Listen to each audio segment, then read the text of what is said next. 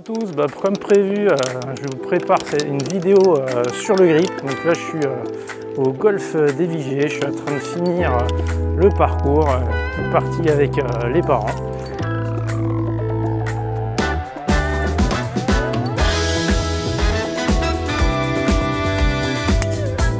Et voilà, tout de suite. Et c'est parti pour cette vidéo sur le grip. En conclusion de la dernière vidéo, je vous avais évoqué qu'on allait parler de deux grips. Le grip pour l'approche roulée, les approches roulées et un peu le putting, on fera une autre vidéo pour ça. Et surtout le grip pour les grands coups. Alors, le grip de l'approche roulée qu'on avait vu la dernière fois, on a le club qui est calé bien entre les deux imminences et on referme. On retrouve donc le pouce qui est relativement dans l'alignement du grip, hein, soit un Golf Pride ou une autre marque, ça dépend de la marque de vos clubs. Hop, on a la petite plissure formée par le bord de l'index et du pouce qui est relativement au centre. Hein. Comme on voit, ça pointe au centre, pas à droite, pas à gauche. Voilà, ça c'est les principaux critères. Et après, on met la main droite par-dessus. Je vais parler dans un deuxième temps de la main droite en détail pour le grip grand coup. Mais voilà, le grip de l'approche roulée et un peu du putting, ça doit ressembler à ça. Le grip grand coup, la grande différence, c'est au lieu d'avoir le club qui est calé ici, on va avoir un club, vous voyez, comme on est calé comme ceci, les deux grosses bosses, les deux grosses parties charnues qui sont vraiment au-dessus et pas là. L'erreur commune, c'est souvent d'être ici. Je dois vraiment avoir ce qu'on appelle l'imminence hypoténa sur le dessus du club, comme ceci. Après, on referme les doigts, on doit pouvoir voir le joueur, ces deux métacarpes, ces deux bosses. Le bord de l'index et du pouce qui forme cette fois-ci une plissure en direction de l'épaule opposée.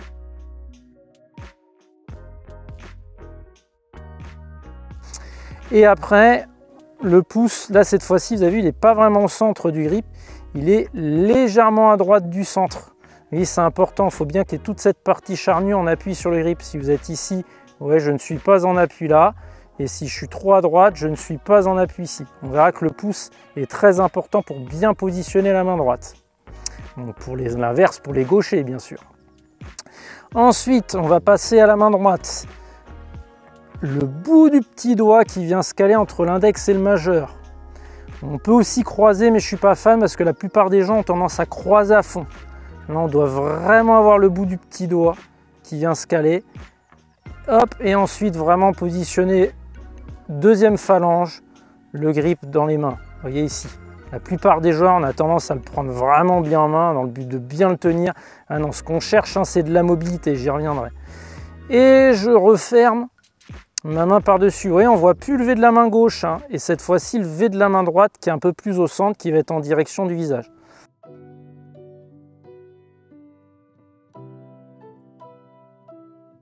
Le pouce, cette fois-ci, l'autre était légèrement à droite, celui-ci légèrement à gauche. Et on a la petite gâchette, comme ceci. Vous voyez, un petit espace entre mon index et le majeur. Voilà, pour avoir une petite pression ici au bout. Donc voilà, ça c'est les éléments d'un bon grip. Petite image qu'on pourrait donner, vous avez pour la main gauche, on pourrait dire que c'est similaire à la prise marteau.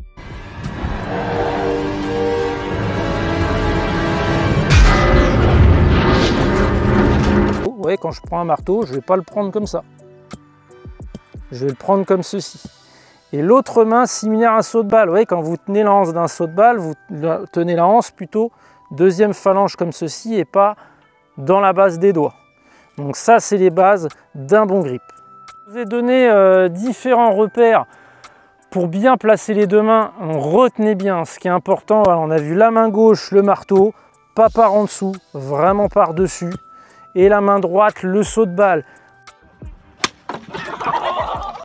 Pour revenir sur le fait que la prise sur les grands coups, on est vraiment dans les doigts.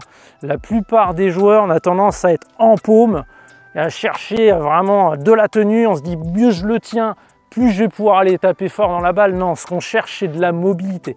Donc n'oubliez pas, voilà, vraiment l'idée, c'est d'être beaucoup plus dans les doigts pour la plupart des joueurs. Et ben voilà, on a fini pour cette vidéo sur le grip. La prochaine vidéo, on abordera le positionnement de départ sur tous les grands coups. Voilà, ça va être les grands coups de sandwich, les grands coups de fer, un peu les grands coups de bois et on réservera une autre vidéo après pour le driver. À très bientôt!